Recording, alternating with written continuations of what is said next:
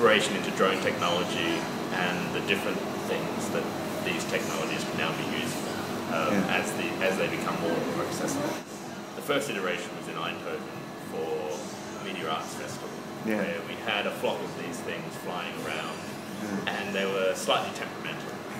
So they're all powered by GPS networks, and they locate themselves in space and they autonomously fly around according to choreography that we program into them. But the first version of the software was a little bit glitchy, so there'd be certain points where they'd do what's called in the game flyaways, where they'd be doing their little routine and they'd just have a mind of their own and take off and just disappear. And these things cost about $2.5 grand each, so flying away is a bit of a problem. We were doing it over a river, because they illuminate at night. When people interact with them with their phones or their laptops, they glow and flicker and glisten. So they were playing that out over the top of this river and reflecting in the water. And several have kind of crashed into the river. High-end electronics and water don't necessarily go very well together. So a couple of occasions I dived into the river. This is in the middle of winter in Eindhoven to rescue them. So I threw off my shoes and dumped into the river in front of a crowd of about 20,000 people. It was particularly undignified. What we've done now is developed a collaboration with David Dance, who has developed PirateBox, which is a open source file sharing platform. So what we've done now is hacked a number of wireless routers and put them on board our drones, and they now broadcast a Wi-Fi network, and people can log on to the drone flock and they can upload files and share information. They can also chat through the drone network. So we talk about it as kind of enabling new forms of community, where people can gather around this flock of drones and share information, share data, and have conversations facilitated through the drone network.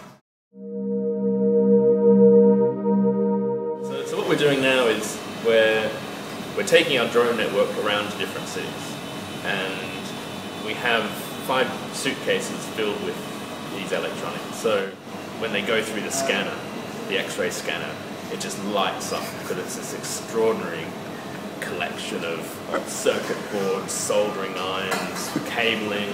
The batteries needed to power these things look particularly nasty under X-ray. So we're coming back from Dublin.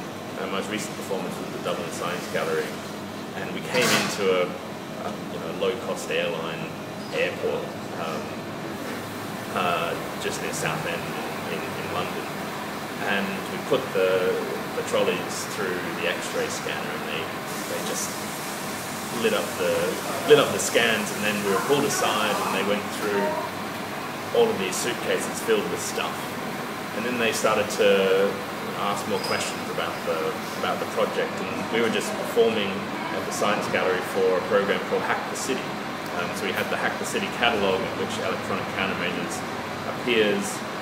They started to ask questions like, what exactly are you countering with your countermeasures?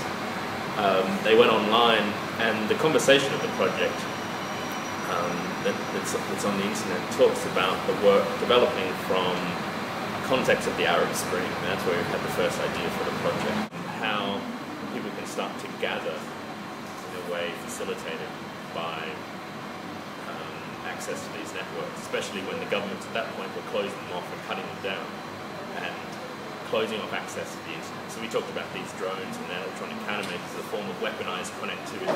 And these are all words which don't play particularly well when you're being interviewed by special branch. We're obviously coming from Dublin. There's a history there in terms of relationship between Ireland and England, and we're coming at a very sensitive time when the Olympics are coming together. And I think we were a victim of the paranoia and anxieties that UK borders authorities and special branch are having at the moment. So we're now on the official Section 7 watch list in some form, which is apparently supposed to expedite our passage through airports in the future, but I think we understand that it is also a way of keeping track and keeping tabs on what we're doing with the drones. It's a really clear case of customs agents not understanding technology. I mean, these things are essentially very complex toys. You know, hobbyists have the same technology, and they go out on the weekends and play with them in the parks around London. You know, there's nothing more complex than that.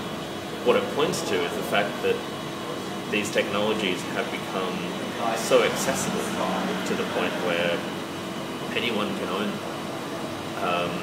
But they're the same technologies that the police use in surveillance, are the same technologies that the military use in various guises. And now we can buy them quite cheaply. And we have really no response or way of dealing with what that means.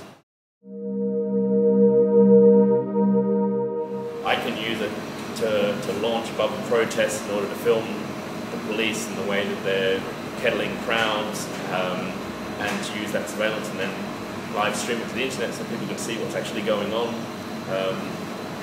But I can also use it to peer in someone's bathroom window and catch a glimpse of someone changing or stepping into the shower. I can use it for much more disastrous and deadly things than that as well. And I think it points to a really interesting moment where we're at right now, and I can see a whole raft of new regulations coming into place that are going to start to control these technologies in a way that they're not at the moment. And I think that is something we really need to watch out. Because at the moment these things are enabling technologies, and we're in a really interesting moment where we can experiment with them and use them for a whole lot of different good things. And that's not going to last very long by the looks of things. And I think that's what is interesting about the moment we're in right now, is we're having to develop new cultural responses to these emerging technologies, whether it's quadrocopters or the infinitely accessible content that's online, can be easily shared. I think that's a discussion that we need to be having. And really the point of electronic countermeasures is to kind of initiate and generate that conversation around these technologies, to say, just what should we be using quadrocopters for?